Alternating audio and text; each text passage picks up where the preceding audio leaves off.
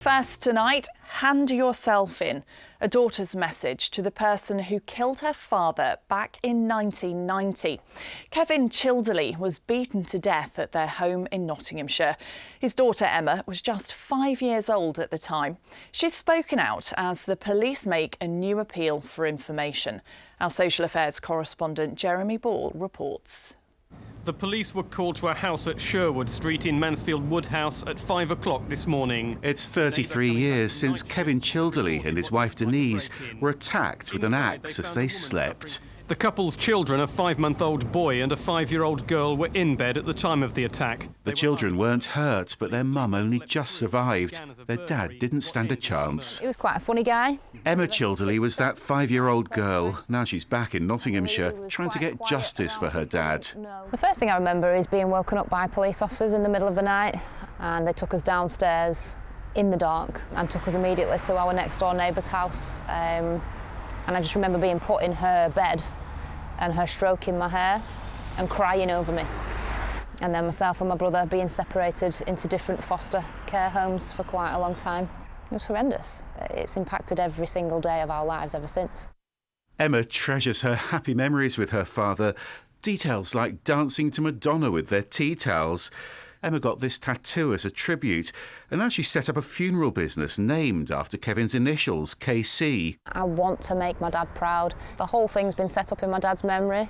My dad's picture features heavily throughout the funeral home. And the idea is to treat everybody I look after with the dignity, respect and love, and I look after people in my dad's name.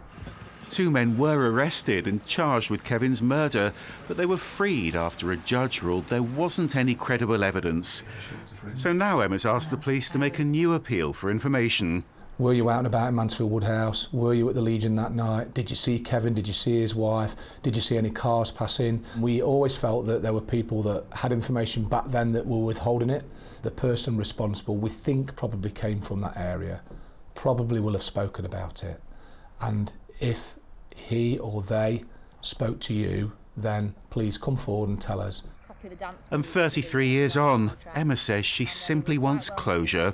This man can't have committed this crime and inflicted those kind of injuries on somebody, on 2 people, without coming home covered in blood or maybe injuries to himself.